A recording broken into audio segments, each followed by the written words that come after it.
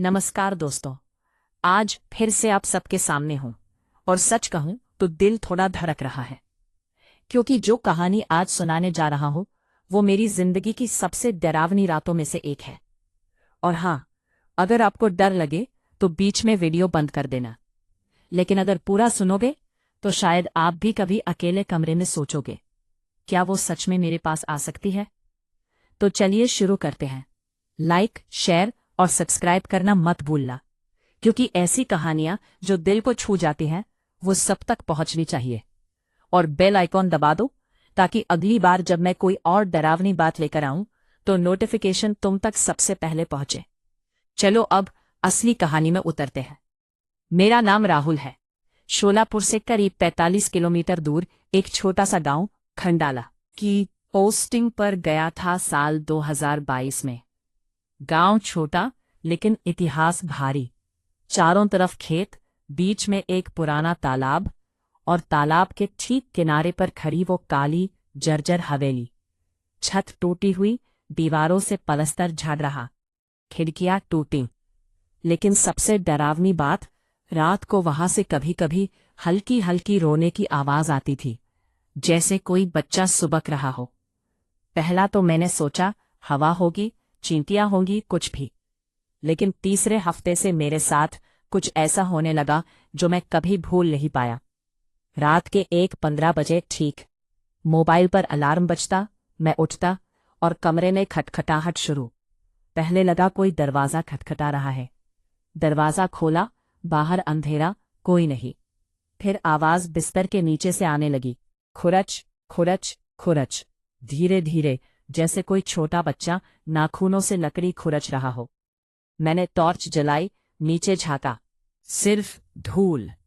लेकिन वहां एक चीज पड़ी थी, पुरानी काली चूड़ी, मोटी वाली, भारी, और उस पर कुछ निशान, जैसे किसी ने बहुत जोर से पकड़ा हो, उंगलियां धंस गई हो। मैंने उसे उठाया। जैसे ही हाथ में आया, खुरचने की आवाज रुक गई, लेकिन मेरी हथेली में ऐसी ठंडक फैली जैसे बर्फ रखती हो। मैंने चूड़ी फेंक दी, दीवार से टकराई, टूट गई और हर टुकड़े से काला धुआं उठने लगा। धीरे धीरे कमरे में फैलता गया। मैं डर के मारे चादर ओढ़कर लेट गया, लेकिन नींद नहीं आई। अगले दिन गांव की कुसुम ताई से बात की। वो 80 साल की थी, आंखों में डर भरा हुआ। उन्होंने धीरे से बताया, बेटा, वो हवेली 1943 की है। उसमें सावित्री नाम की औरत रहती थी। पति युद्ध में गए, कभी नहीं लौटे। गांव वालों ने झूठी अफवाह फैलाई कि वो किसी और मर्द के साथ है। एक रात सबने मिलकर आग लगा दी। सावित्री जिंदा जल गई। उसकी छोटी बेटी राधा भी उसी आग में मर गई। राधा सिर्फ 7 साल की थी।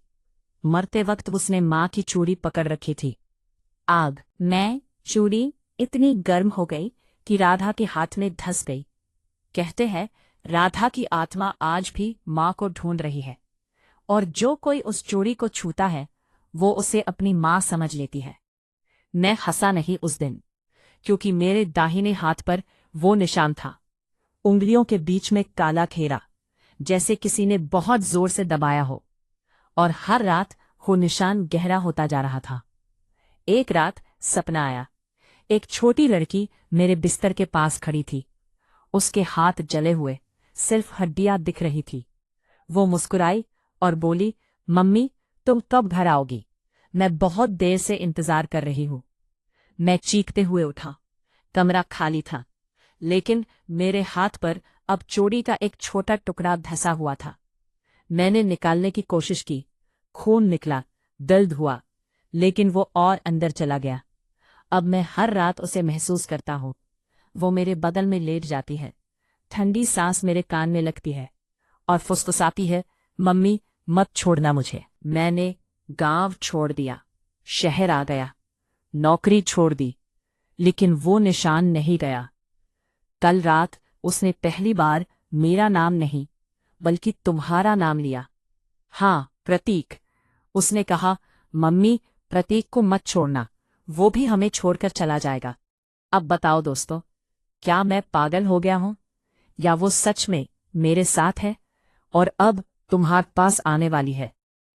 अगर तुम्हें भी कभी रात में खुरचने की आवाज सुनाई दे तो मत देखना नीचे, बस चादर ओढ़ कर सो जाना, क्योंकि अगर देखोगे तो शायद वो तुम्हें भी मम्मी कहकर पुकार ले।